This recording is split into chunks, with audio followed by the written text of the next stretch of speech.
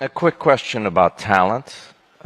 India does not just have 1.4 billion people, but it has an extraordinary educational infrastructure and technology with the IIT system and beyond. Do you worry about the graduates who are still coming out of IIT in software engineering about what their future looks like in a world dominated by AI? The IT industry is definitely going through a major change, and such changes have happened in the past also.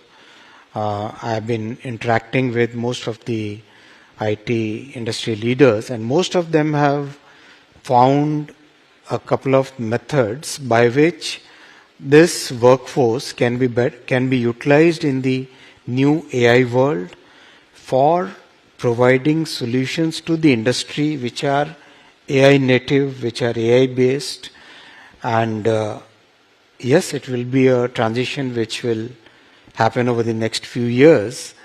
I think the industry is resilient enough to be able to manage that transition. You won't find yourselves in a situation where tens of thousands, if not hundreds of thousands of graduates who thought they were going to have a job face a bleak future.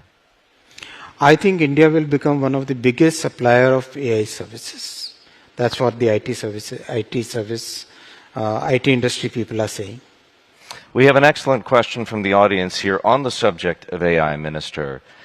The AI and the digital economy, as you said, really have no borders. How do you balance data sovereignty with an open architecture that itself is open to cross-border collaboration and innovation? How is India charting its own path there?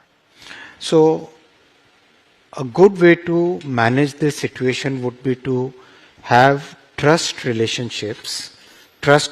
relationships with like-minded economies, with like-minded countries, where the solutions which emerge out of such relationships are win-win solutions. For example, take the case of our payment system, UPI. Now, UPI has got Japanese patent. It's now being used in Singapore here. In many other countries, people are evaluating. What we have said is, fine, this is our contribution to the world. We don't want this to be seen as a solution which is offered in a licensed kind of way, in a commercial kind of way. We have given this as an open architecture to any country which wants to adapt, a rich country or a middle income country or a low income country. So that approach, which is trust based and which is win-win solution based, that works. That doesn't see boundaries, that creates solutions and good results for both this side of the boundary as well as that side of the boundary. Do you see India as a user of other countries' AI technology, or do you see India developing its own AI stack that would be competitive with what we see coming out of the United States, for example, with Google, with OpenAI, with Anthropic, etc., or with the six little dragons in China, DeepSeek and the rest? I think it will be both user as well as developer. See, if you look at the world of AI models, LLMs today, there are three different categories. One, large models, which are basically chatbots and providing summaries and that kind of stuff. Second, small, very focused models, which are used in very specific industries and providing that specific solution. This space is providing lots of opportunities for IT industry, for people who are developing applications, for people who are providing solutions. This is one space which is very important for India. The third is basically the new research which is happening.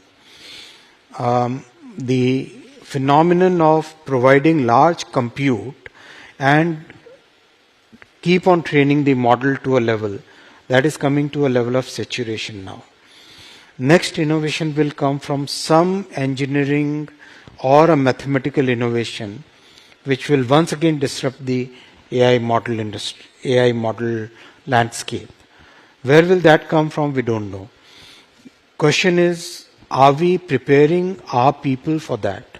Yes, we are doing that.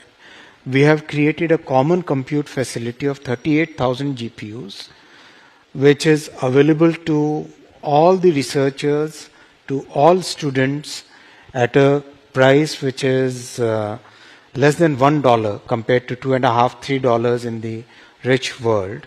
And that too in the rich economies, it is dominated by certain big tech companies. Here we have equalized the access to technology. Our Prime Minister says that we must democratize technology. So that democratization of technology is what we have done.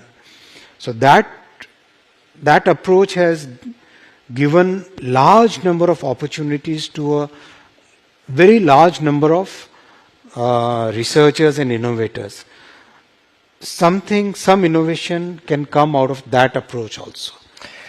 It's clear we all have a lot to learn about India. It's one of the reasons that we're taking the New Economy Forum to New Delhi next October.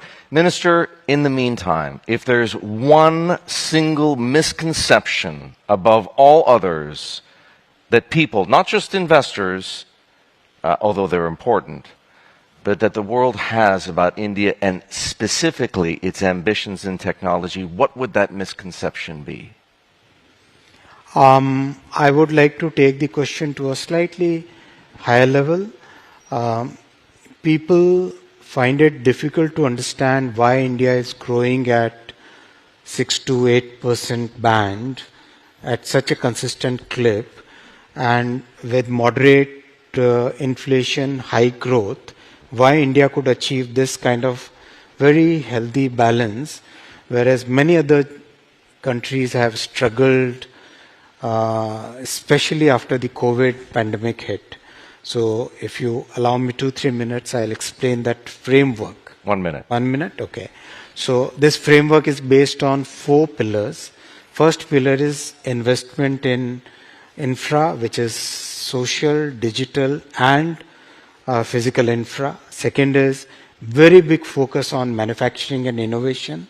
Third pillar is huge focus on inclusive growth, so that the entire society grows up together. And fourth pillar is very high level of simplification. 1,500 laws have been removed from the statute. So this very thoughtful, very carefully calibrated approach has given us a situation where we are going to keep growing at 6 to 8% for the next at least 5 to 7 years, I can see very easily, with high growth and moderate inflation. That is what India is going to be for the next many years. So, and that's a situation which every investor would look forward to. A situation where there is a stable policy regime, lot of simplification happening, good growth and very moderate inflation. So welcome to India for the New Economy Forum next year. I invite all of you to join us in New Delhi next year. Minister Vaishnav. Thank you. Thank you.